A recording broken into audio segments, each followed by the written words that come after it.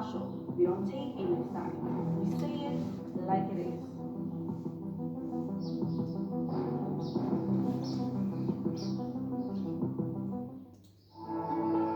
FM weather updates.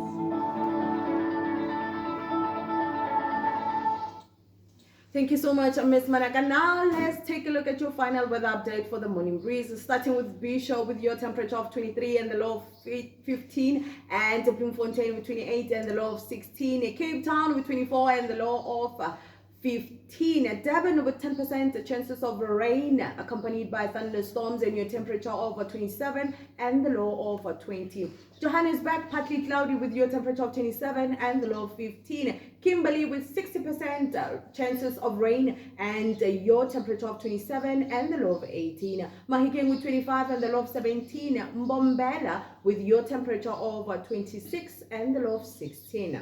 And we cross over to Pietermaritzburg with your temperature of 29 and the low of 16. Polokwane with 27 and the low of 13. Port Elizabeth with 21 and the low of 17. And finally, we take a look at Pretoria with your temperature of 28 and the low of 16. That is all from the weather desk. More weather update to follow on the Takeover Drive. Good morning. Weather updates. 8 FM. We say it like it is. Like it is. After the hour 8 o'clock, we are still on the morning breeze right here on 8 FM, where we say it like it is. And like I said, today I'm out of my comfort zone and I'm making other people get out of their comfort zone. Like Neo has said, man, he's not a morning person. And today I came in his face in the morning. No, just imagine. And I'm making him talk in the morning. But guys, tell me, what is it that you do every morning without fail? This you do every morning. You do this one without fail. What is it that? How is your morning routine? 4 a.m. Wake up just 10 minutes or so before 4 a.m. We're having 4 a.m. prayer. We are leading 4 a.m. prayer. It's a national prayer, like online. We do it on Teams. So we are having people like nationally attending our 4 a.m. prayer. So that's the morning routine. And after that, she will continue. I skip, so I either skip or I have skipping sessions. So I have accountability plans that I have with people who want to skip. They can do it on their own. So after prayer at 5, then I have class. Between 5 and 5:30, then I have class, a skipping session class, or I'm either just skipping. Then I get ready for work because I work in Guyana, so I must also then drive out by 6:30. I must be out. So yeah, our morning routine is literally up at 4 a.m. every single day. So without fail. Without 4 o'clock you got to be up. Somebody's waiting for you. Yes, we've got almost over 50 people on Teams every morning. Now you have over 51 people, because I am definitely joining this side. I am joining this side. You will send me the link or add me to the group, whatever it is, however we go about it. Add me to it. Let me have something to do. It's intentional. Yeah, no. I want to be intentional about it. But you said you're skipping every morning. What motivates you? Even I guess when there are days where you feel like I do not want to do this. I'm tired, or you're just not in the mood for it. Yeah. And you have people that are waiting for you. You got to be accountable to them. I think that's the thing. You've got people that are waiting for you. So I've got people on my WhatsApp status literally waiting to see what I'm going to post. If I'm going to post a video of my skipping sessions, or I've got clients that are waiting for me to assist them skip. So now it's no longer about whether I want to or not. It's about me assisting them to do what they have to do. And then sometimes it's also about it's no longer about weight loss, because I see that I don't have much time for weight loss, but I have to do it for my mental capacity to be ready to drive, because I drive about 2 hours. So it's 4 hours of my day I'm driving. So I do it for my physical body, for fatigue, and also for my mental alertness. I need to be alert. So now my skipping assists me to do that. So I do it mostly with go and skip because you've got to drive, you've got a long day, and I mean, guys, you see why I asked, where do these people get this time to do all this? I mean, 2 hours on the road every single day. yeah. And you still have to come back home. Yes, so it's 4. And be a wife now, and be a mother. Exactly. Wow. But okay, can I ask this one? Why don't you guys just relocate and go to anyways close to your work, and you don't have to drive 4 hours a day every day? No, I think ministry demands us here. So Guyana, there's nothing for us except for work.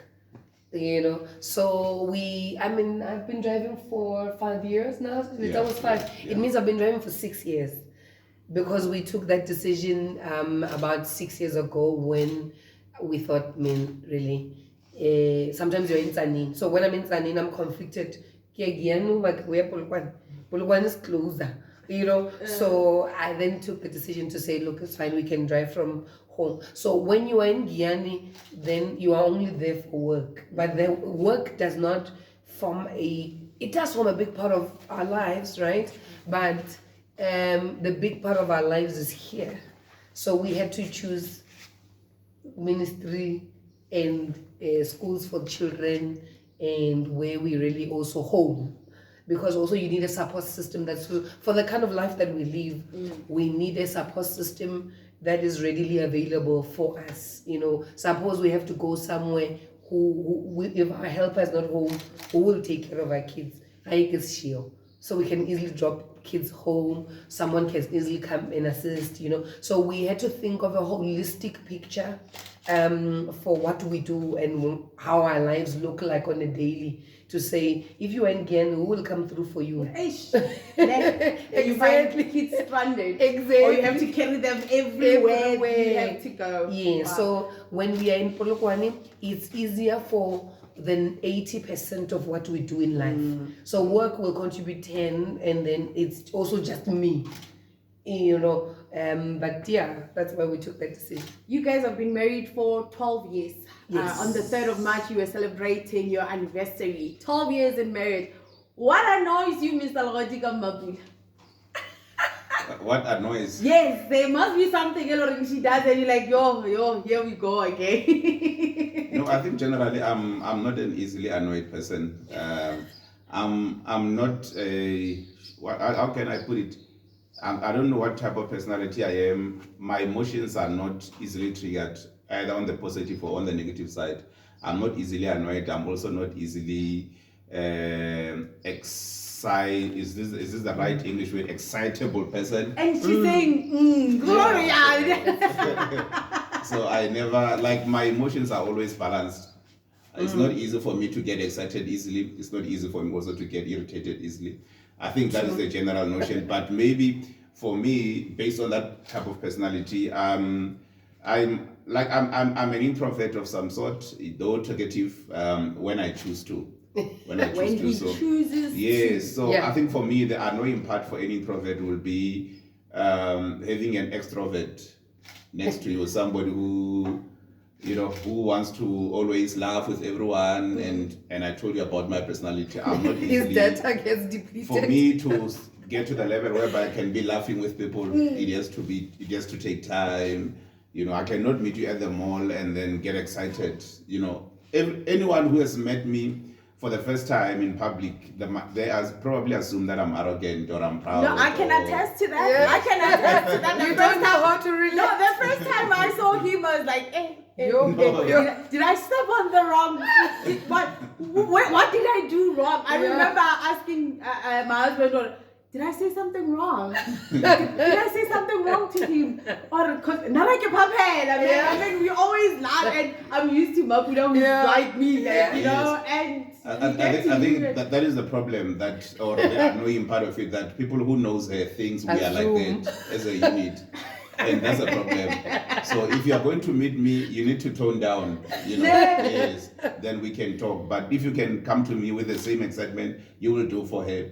I'm likely going to keep quiet and say hi, and without smile, without anything, and look the other way. Because also I'm not an eye contact kind of a person. Introverts are like that. We don't look people in the eyes when we speak. I can speak to you for 90% of the time. I will not look at you, and unfortunately, I can meet somebody for the first time, and then later when I won't remember that face because I'm not looking at them. Wow. So that is just how it is. So yeah, for me that would be that. It's just an issue of opposite personalities. Yeah. And how with your personality, how do you interact with your congregants? Because you are a pastor now. These people, they want you. Yeah. Like every Sunday after preaching, some will come to you, hey, Muruti this, Muruti that, I have a problem, I have this. Some will come excited and all that because you preached a powerful message, How do you react to that? Yeah, I think I speak about it a lot to the church so that they can know the type of person I am. So now most of our church members, except new members, most of our church members, they know, like after Sundays, you cannot just barge in here and come to my house and think I'll be entertaining you. I will just keep quiet or watch football for 5 hours without talking to you. And not that it is just my personality. But I think what I've done is that I always scratch and, the last piece of energy in me whenever we have visitors at church. I always make time for visitors at church. After church, I actually want to talk to visitors only. I don't have time for regular members. I'll talk to visitors. I always go an extra mile for them, Ministry demands that, but I can tell you it's a hustle. It's a hustle. It's something that one of those things that you have to do because you have to do. You understand? But yeah, otherwise the church knows. I'm always vocal about it. That this is who I am. So they tone down and they know how to approach me. So I'm good. So it's hard luck for those who never have an opportunity like you are having this morning to know that this is the type of person. You can quickly assume that I'm arrogant, I don't like people, and but the less the better for me. So I'm good. Yeah, at least today I've learned man, there was some betting more. No. He probably even doesn't remember that. So, Mapula, how do you interact with him, or how do you get him talking? All that 12 years of your life, like you've been doing this every day, every morning. You got to interact with him. How is the relationship there? I think for me, as an advocate of authenticity, I've learned that you can't change anything about any person. So we've learned to work with this. Even like he's saying, our people that come to our house regularly, they know he will entertain you for a certain period and then he zones out. And I will still be here. And I say, oh my God, what do we do? Do we have to leave or whatever? And that's fine. And we are used to it. But also at home, it's just us. So we know what he likes, but he doesn't, because it's us, he's not the same as when he's relating with other people. So he can't, we know he can watch soccer and zone out.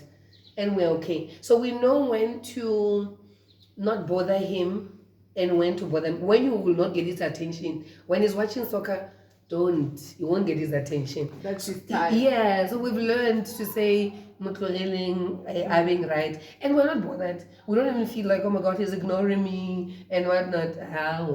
We know when to seek attention, when not to seek attention. Even the kids by now, they know when Papa is watching this, you can say, Papa, he might respond after like a minute, before, but we are not even bothered. But even now, he spoke about how his emotions are not, and sometimes you feel like, are you going to react? Are you going to like, this is a moment to be excited about, or show a bit of angry? Nah. And we've now also, like for me, I've also just learned some of the things from that also to use to say, sometimes you don't have to express the emotion. It's all right. It's okay. Yeah. If you are angry, but it also helps in times of anger and annoyance to manage when to express, because when you are a person who likes expressing and whatever, that's when you say wrong things, when you are angry, and then you are going to regret and whatnot. Now for me it just frustrates when, because I'm an overly celebrating person, let's get excited, so when the excitement level is like gonna kill us, well, but now we know, by now we know that when you do, even if you, let me you buy him a gift, you're not expecting an oh my god, thank you so much. So I can cry and whatever, but I know that it's like gonna be okay. You bought this, thank you. That's it. I wanna overly excited and whatnot. Wow. Yeah. Wow. Yeah, okay. Now you got me. You know, I have so many questions regarding that, but let's cross over to Idimanaka with the news update. And when we come back, we're still gonna get to know them a bit better, because now we know that, hey, go home, Mr. But you can have your excitement with the Mapula, but when it comes to Legodi, you got to slow down, man, and then you check your mood and accommodate us so that you don't get offended. I mean, some of us, we can just easily get offended or okay, wakanya, you know, and all that. But yeah, but no, you know, he's being himself. So you got to know when and when not to disturb when he's in his zone. So let's go to Inumanaka and hear what she has for us.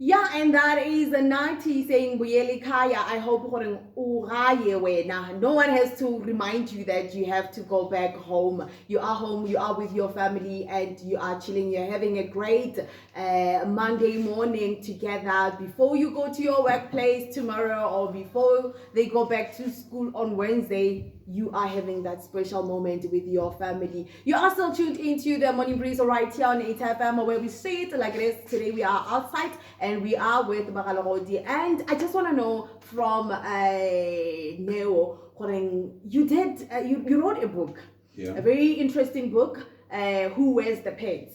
To somebody who never read your book or who never heard about it, what is it all about? Yeah, Who Wears the Pants is a book about love relationships. It's a book for those who are in love relationships, those who are intending to marry, and those who are already married. And yeah, so the book, it's all about demystifying myths around relationships, around how relationships have evolved over time, that most of the times we struggle in relationships because we're still holding on to the traditional old ways of how relationships are, and we are ignorant of the changes around us. We're ignorant of the fact that things changed drastically so over the last 30 or 40 years. So marriage advices have remained constant like over the decades, and which is very much concerning. As much as we value the consistency and the solid advices from old, but they must also adapt to changes. So you come into issues of like how the Who Wears the Pants, it's normally a phrase that is used in Sepedi, trying to say who's the leader here. So 50 years back, 40 years back, 30 years back, it was clear who's the leader. You know, but times have changed, and because within the parameters of what was described as a leader then, it has changed. So today, then a leader will be a provider, a leader will be male, and so forth. So we are having a lot of single mothers leading families. We are having a lot of marriages whereby women are active. Remember, traditional women were not working to start with. So that was the marriage advices of that time stemmed from such a background whereby women were like, more or less just above kids and very far under husband's authority. But now all those things that husband was required to provide, provision, protection, women these days they can have they can stay in estates which has security. They can have bodyguards. They can have private security. So why would they need a husband to be a protector? To protect what? Because they have that.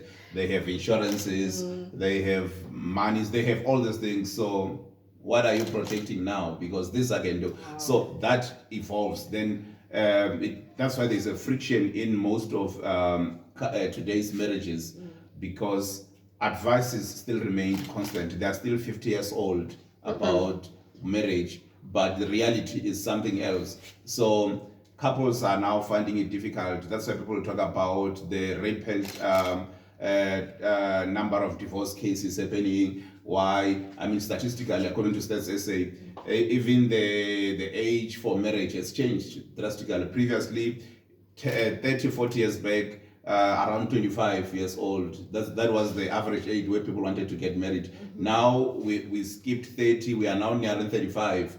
And when you're nearing 35, what type of people are getting married at 35? We are talking about highly experienced people there. So who are coming with a lot of experiences and a lot, I don't want to call it baggage, but there's just going to be friction because things which were supposed to be explored in marriage, we now come knowing it. So who has the pens in such an environment whereby one is coming with a lot of experience, another one is a novice, and suppose a man is a novice in this case, and the woman must teach the guy. The woman has extensive experience, must teach the guy on this and this, and then who has the pen? So that's what the book. So the book basically has 14 chapters, which are 14 types of husbands that one can find today. Contrary to, as opposed to 50 years back. 50 years back, we only had one type of husband. So now we're having 14 different types. Actually, more than that, but the book covers 14 years. Oh, wow. And are you writing anything anytime soon? Yeah, there is one in the pipeline. There is one in the pipeline, and I'm trusting God that this year we will launch it. This year we'll release it this year. But there is a book that I'm working on. It's long overdue. All the readers of Who Has the Pens have been asking, when are we having a follow-up book? When are we having? So it's coming out soon. The details, I'm sure we'll share it with Hater FM, and hopefully exclusive. Yes. An exclusive to the Morning Breeze. Hopefully get a scorer geeking and to come and get my book out there. So yeah, this year, Yeah, most definitely.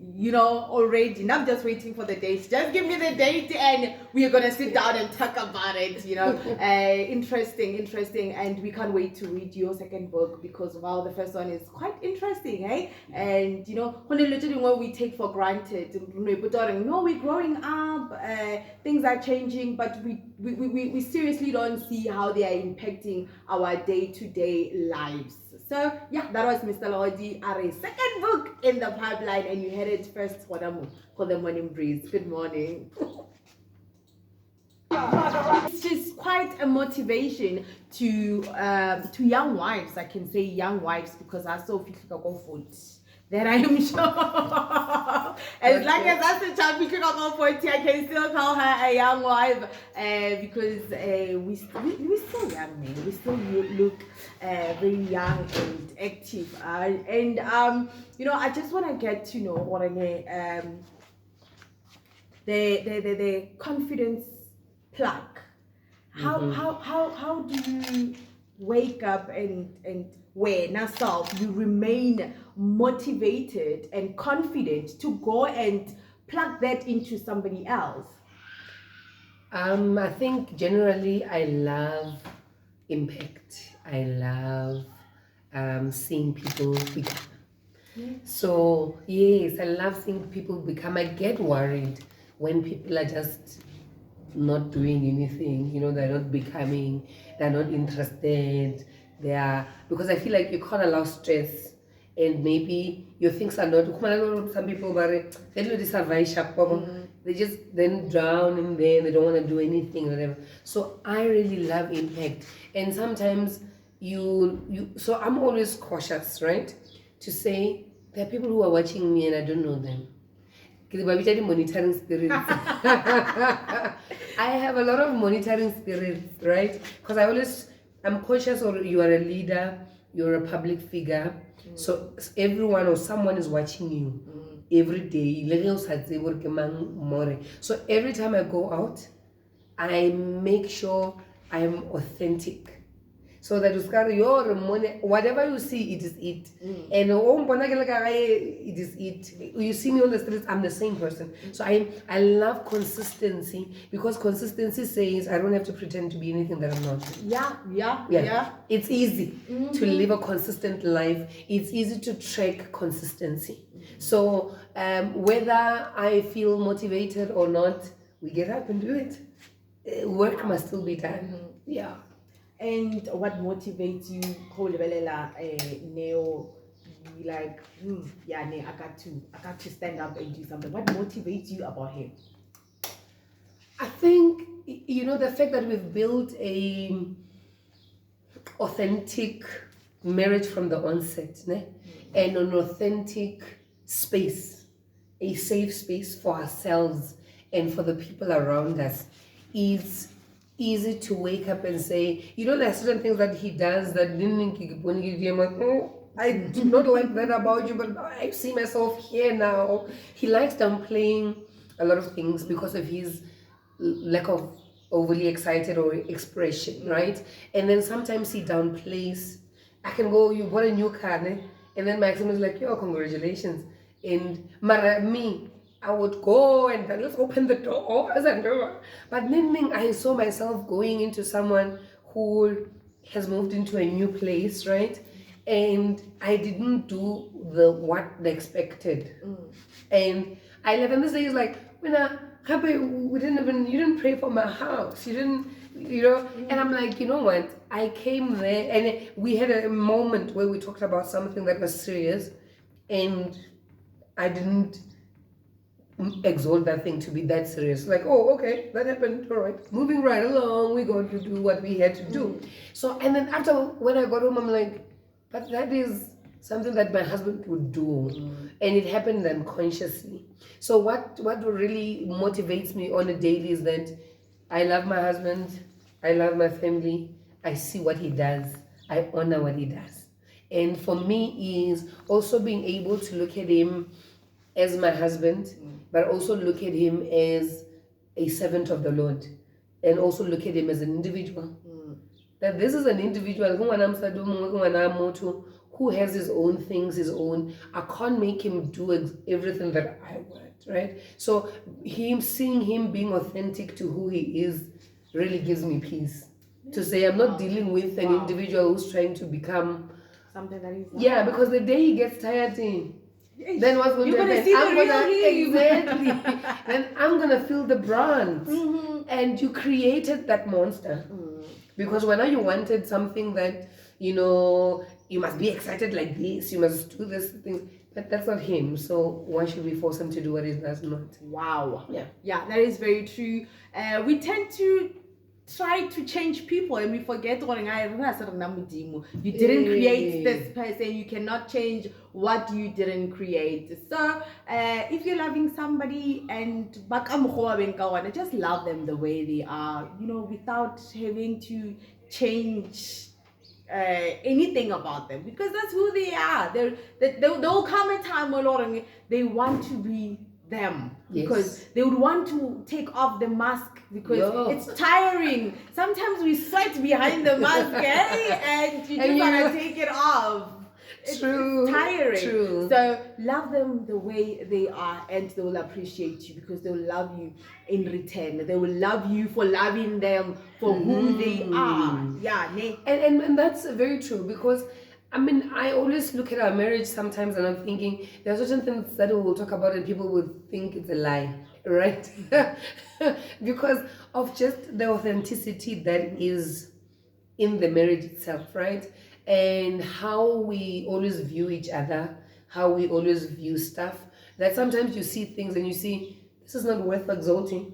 This is not worth me being upset over this for. And And some people will say, but that's a lie. And for us, it's like an everyday thing. It's a reality on a daily, because I always look at, you don't want to hurt me. Most definitely, you don't want to do it. So whatever that you have done is not intentional. And I know when you do intentional things, and I know when you're not doing intentional things. So we then learn to say, these are certain conversations that we can have, these are certain conversations that we don't even have, and no one will die. Right? We move on, you know. So I think for me, authenticity in marriages is very, very important. Yeah, I have learned a thing. Yeah. I've learned this one, and I'm gonna change, because I'm one of those that I'm one of those that wants to have a talk in everything, you know. I want to talk about it, because I don't want to hold grudges, you know. And you know, my husband is more like your husband, you know. He doesn't talk much. He has a time when he talks, and he's like, yo, dude, can't you just tone it down a little bit? But more of the time, you know, I remember my mom asking me, how do you deal with this person? Because we're not Papa, and he's so quiet, you know. But hey, we are here. And a lot of men are that. They don't talk. And it could be a combination of things, because I'm not going to want to talk about it. But then when you learn to say, okay, when do I need to have a conversation? When do I need not to have a conversation about it? But also be able to track and trace. Go beyond what he's saying. Go beyond what you are experiencing. What could have really happened? Let's say Ranuj, he's quiet, he says, I'm fine. And then no, maybe the other day when I did this was, he's actually reacting to this, but he's not saying it. Because in their silence, there is a message that sometimes we need wisdom to be able to draw that. Sometimes it's just difficult to be like, just say it. All right, and as we wrap it up, because hey, we got to cross over to the Indulgence Delight with Ebenezer, but before we let them go, I just want to ask, you know, being a motivational speaker, being a pastor, being all that, when do you have time for Mapula Legodi, and you sit down with yourself and you enjoy, you know, love yourself as Mapula Legodi without anyone else, just you? When do you have time for that, and what do you do in that space? I regularly make time. I call it coffee with self. So I don't mind going to a restaurant with my book and alone. Just go. I'll have my book, I'll have my phone, I'll have my journal. If I'm going to just go there and read, I do that. If I'm going to get there and just have coffee, have a meal by myself, I do that. Because it's important that I'm first Mapula. Before I'm a wife, before I'm a mother, before I'm a pastor, before I'm a businesswoman. All those things are within Mapula. So I always make sure that Mapula's cup is properly filled by the things that I like. That's why I prefer authenticity. Like, I don't want to be boxed. Like, I always tell them I don't want to be boxed. So I'm not going to wear two-piece because you're forcing me to. So I always make sure that I'm out there to protect Mapula, me. Because there are days where even my husband will not be able to protect me, but I'll be there to say, look, but this is what Mapula want, and this is what I feel will make me happy. So I am intentional in making time for that. To say, and just sit in the car for like 20 minutes for no reason, because I just want to be me and come, you know, and then sometimes I'm out without them, and I'm good. So it's important that you give yourself that time, so that you also ask yourself difficult questions. Because if you are lazy to answer yourself on difficult questions, who must answer them? Because sometimes we say, hey, I don't know. You are lazy to answer yourself. So I always make time to say, it's difficult, let me cry about it. And I cry, I'm a crybaby. I look like a strong and a hardcore, but I know when to be hardcore, and I know when to just be me and cry and express my emotions, but I'll be able to come out with an answer and be sober. What is next for Mapula? We've seen you do a lot of things. So now from here, what is next? Okay, so now I want to be a bit more focused in terms of my offerings and my coaching.